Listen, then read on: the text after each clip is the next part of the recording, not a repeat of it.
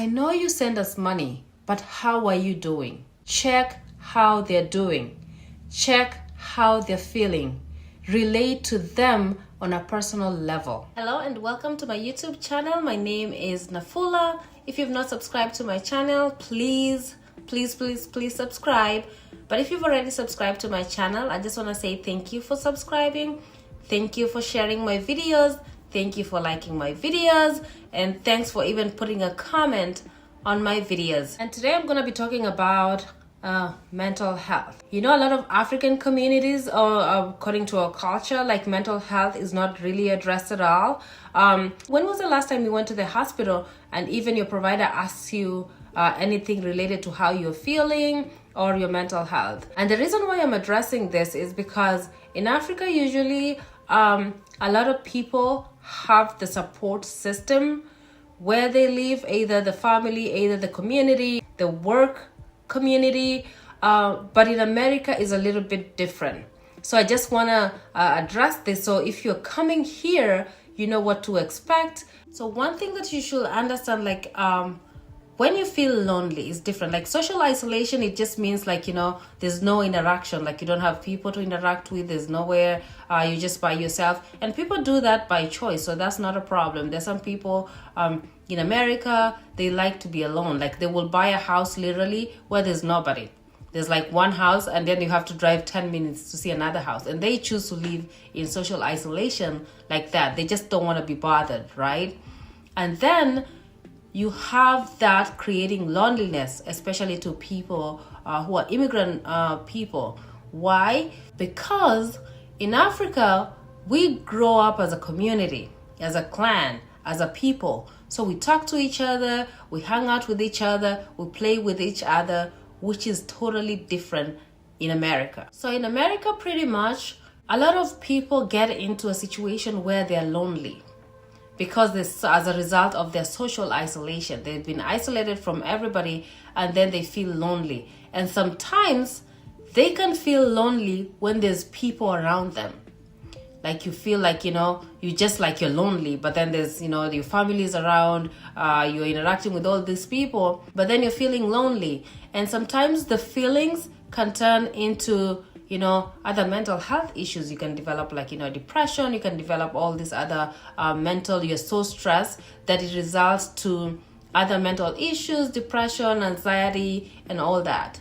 So that's why it's important to identify, like, if you're starting to feel lonely, so you can get help right on time. So let me tell you one thing about America. In America, people don't like to be bothered. Like literally, people work all the time. People either are tired, they're going to school, they have all these things they're doing, that they don't like to be bothered by another human if they don't have to.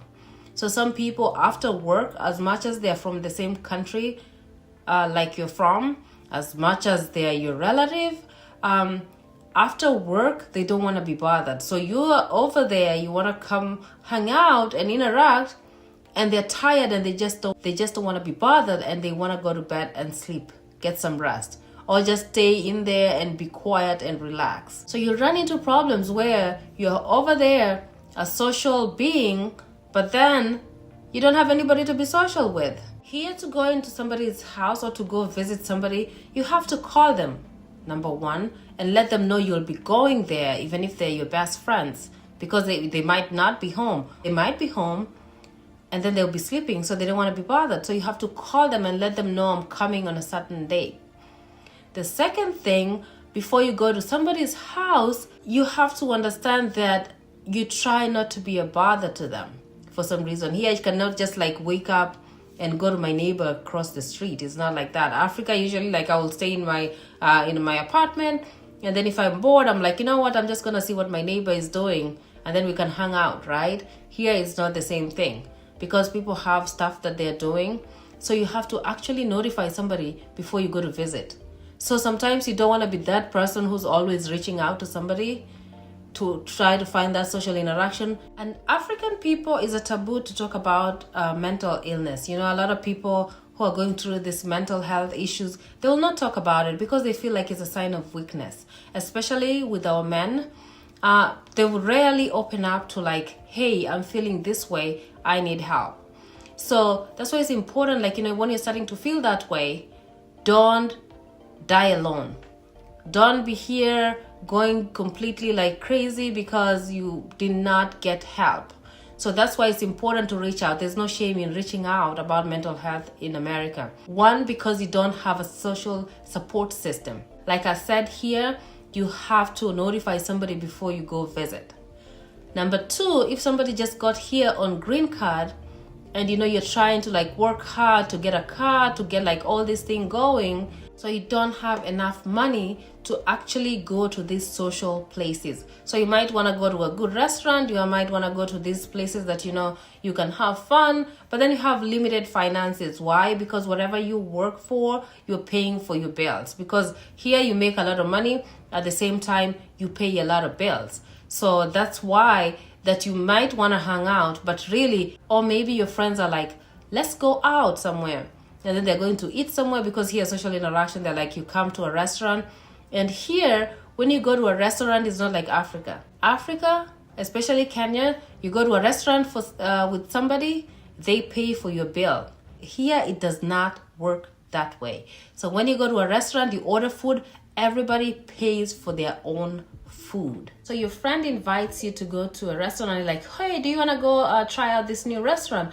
And you're like, yeah, I'm available this weekend, let's go eat, let's go do something together. So when you go to that restaurant and the bill comes, here usually the restaurants, they know, like when you go there, they will ask you, do you want to split the bill? Do you want to put the bill in the same bill? Usually you pay for your own bill.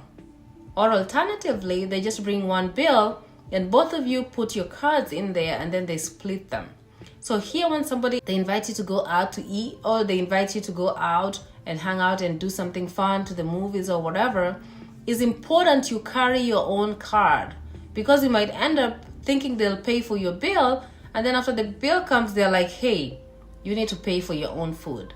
For somebody who just got here on green card and then you go to a restaurant and the bill is like probably like $100, $80 or whatever, that's a little bit too much for them, because they just got here and they're trying to buy stuff, they're trying to like get their life together. So that's a little bit on the higher end. And if that's the case, what they try to do when you tell them let's go out, they don't want to come. Not because they don't feel like going, it's because that bill is way too much and they feel like their $100 will be helping somebody in Africa do something, helping their parent do something. So instead of wasting the money, they're sending the money home. And that way they can't come there. And then that means that there's no social interaction. So they're socially isolated, not because of choice. It's because either one person is not available or their financial situation does not allow them to be actually socially available to interact with other people. And that's completely understandable. Everybody starts from there. So that's what I'm saying. Like here in this country, it's so hard to actually create that social system, social support system. Like before, everybody stays in their own house here. Everybody minds their business. Like literally, when I moved to this house, I have neighbors around me. It took them like maybe a year to know who my neighbors were, because they don't talk to you. Like literally, you will see them out there and all they say is, hi. They don't open up to you. So that means like you really want the social interaction, but then you don't know how to start. So the only reason why I started talking to them is, during Christmas sometimes, or during the holidays, somebody, like I have a neighbor across the street who will knock on the door. They're like, okay, here, I brought you some pie, for Christmas or something like that, for Thanksgiving. So that's how I started to interact with them. And then the next thing, I have my kids, sometimes they play outside, and then they also have kids who play outside. So the kids will come to play either basketball with my kids, or maybe my kids will see them there and they want to go there and do something with their kids. So that's how I got to know my neighbors. Otherwise, if I was just here by myself and just working and doing my own thing, I don't think I would have known who my neighbors were, because nobody cares about you. Your neighbor doesn't even care.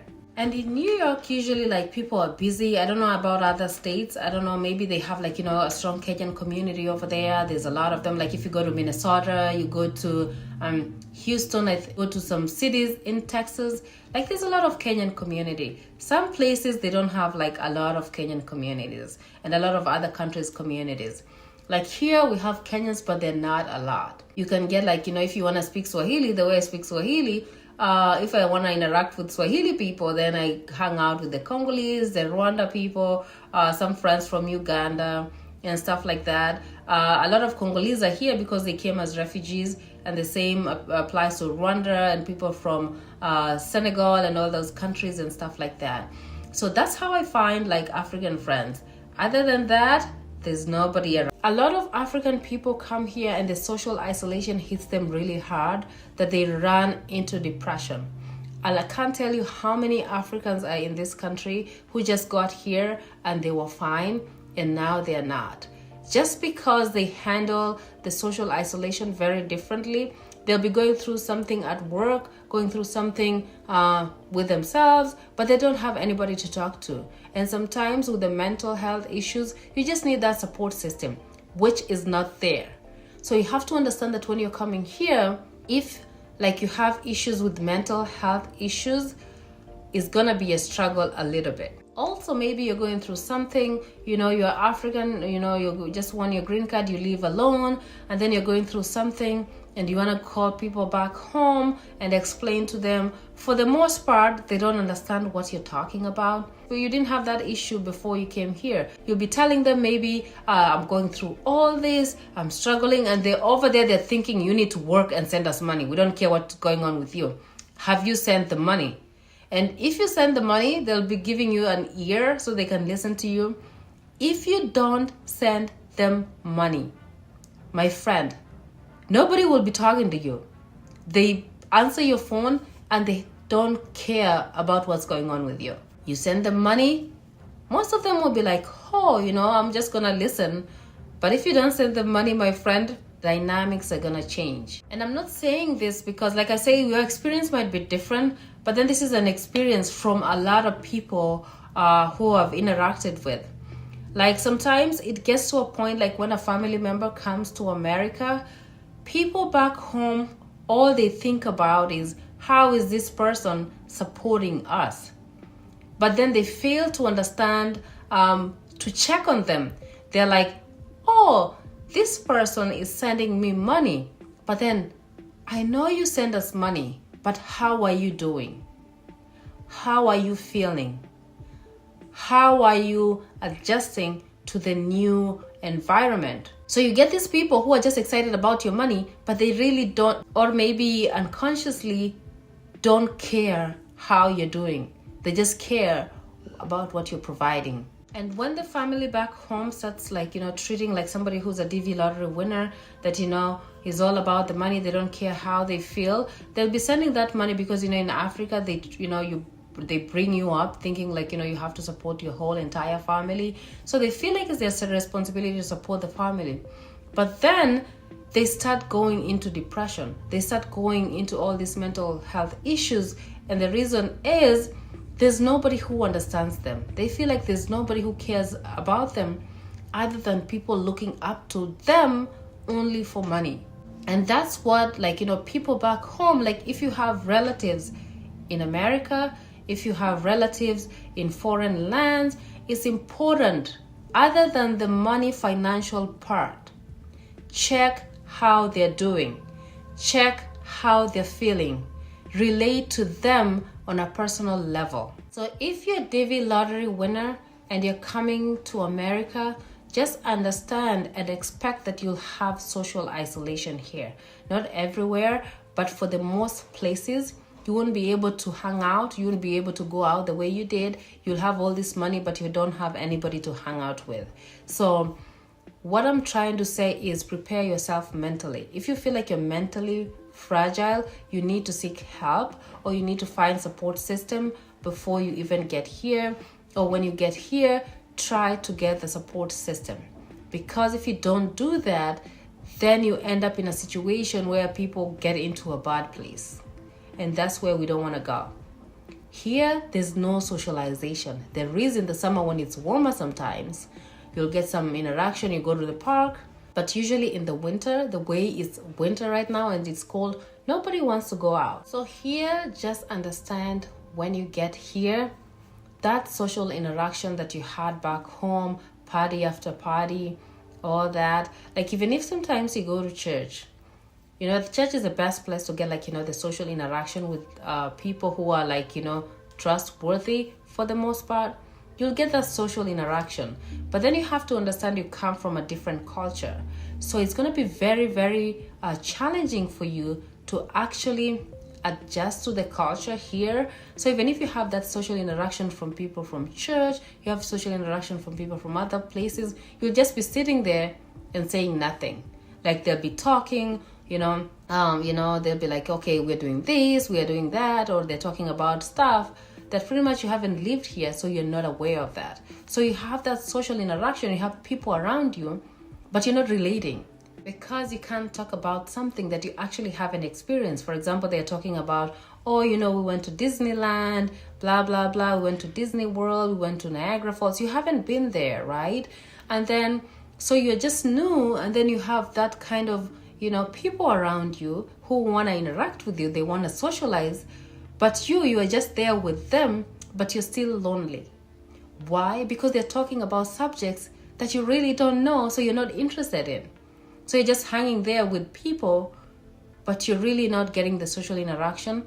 So that's why if you're DV Lottery, just understand that initially where your host will be, you might run into issues where you're in social isolation. So that's why, if you have a host, it's important to live in good terms, because sometimes that's the relative that you will have, that's the social interaction that you'll have while you're here. So if you feel like you're socially isolated, how can you try to find people to interact with?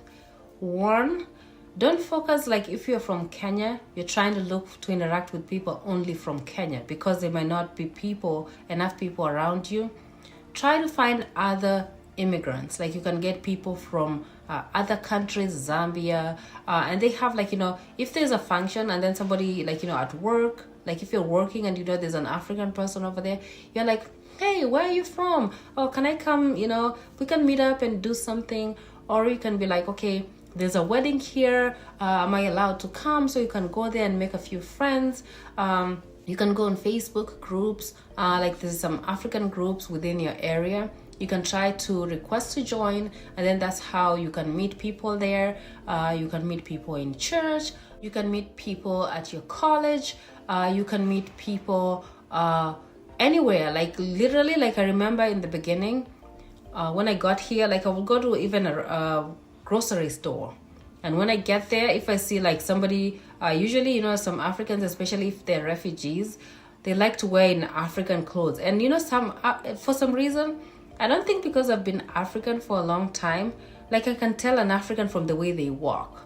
Literally, I'll see somebody and I'm like, that's African. And then I'm like, oh, hi, how are you? Where are you from? Or if they're wearing the African kitenge or something like that, they are African. So usually I'm like, hey, I love your outfit. Where are you from? And then usually they're pretty much open. They're like, yeah, I'm from here. And I'm like, yeah, I'm from Kenya. And then we exchange numbers. And that's how you get the social interaction. And also many places, they have the cultural days and stuff like that. Try to go to those.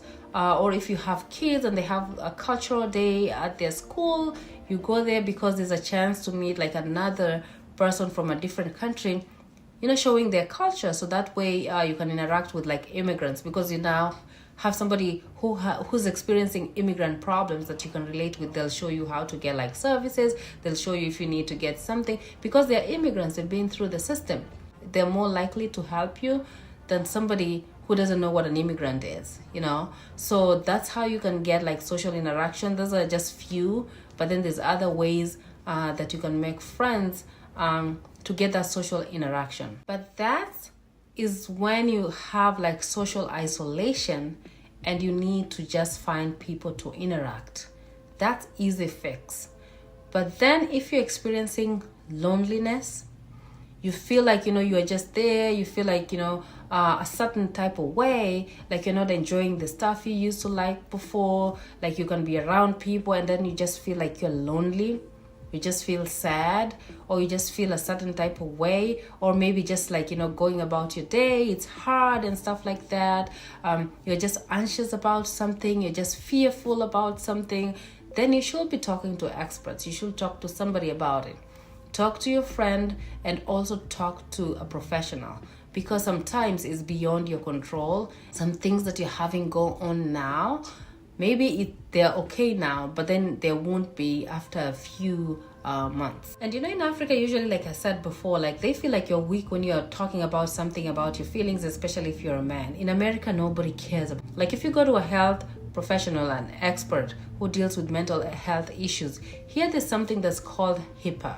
And HIPAA, usually you can't, like even your wife, even your kids, even anybody close to you, if they ask for those records from the hospital, like even if you went to a hospital, a mental health institution, or you went to see a doctor and they prescribed something, nobody will know unless you give them permission to access that information. So it will be private.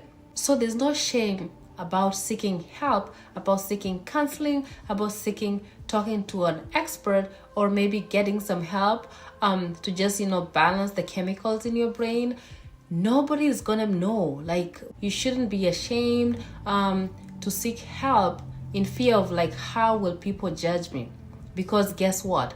Nobody will know unless you tell them, or unless you give them permission to access that information. And even if you do that, there's just certain information that can be given, not everything. So just know that even if you're a man or a woman and you feel like, you know, people will judge me, nobody will judge you. And your healthcare professional, they don't have a reason to judge you. They don't know you. They're there to help you. So if you go there, don't feel like, you know what, somebody will judge me. Somebody will, like, you know, what will people think about it? It's not like Africa. Here is different because of that, because you can't just give out somebody's personal information, especially health information, without consent. And if you're there, you're out there, you're feeling lonely, or you have like, you know, feelings and you feel like, you know, a certain type of way and you need like an emergency, you know, somebody to actually address it right away. If you feel like, you know, you're tired, you know, you want to, you know, take your life, or you just feel like you want to kill yourself, your life doesn't have any meaning, you need to talk to somebody. And for New York, they have a pretty good mental health programs around. Like if you're in crisis, you feel like this is like a threat, or I'm a danger to myself or a danger to people, you can actually call 988, I think in New York, 988, and that's like a crisis helpline. They will help you out. Or if you feel like you need to go to the hospital right away, you don't have a ride, you don't have anything like that, you can actually call 911. It's free. They will come and take you to the hospital to actually seek help. And if maybe you are in a situation, maybe you are in an environment where you're physically abused, you're emotionally abused, you have like something that can impact your health, you can call a helpline. Like if you're getting abused, especially in New York, you can call a number 1-800-942-6906, and they will guide you in the right direction. I hope this video is gonna help somebody out there.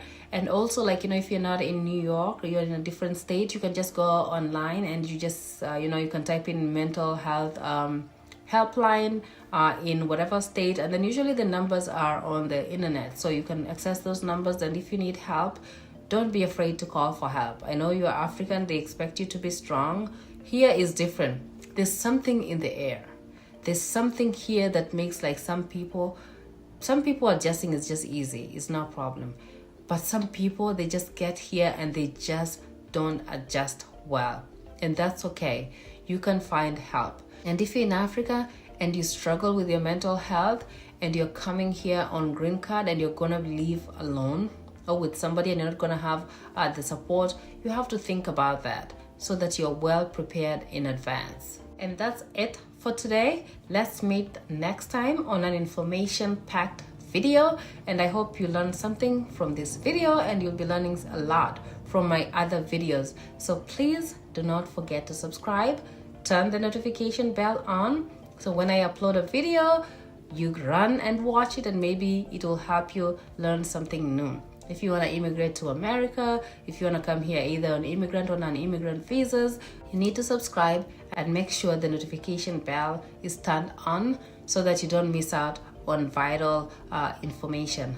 Bye for now, and thanks for watching.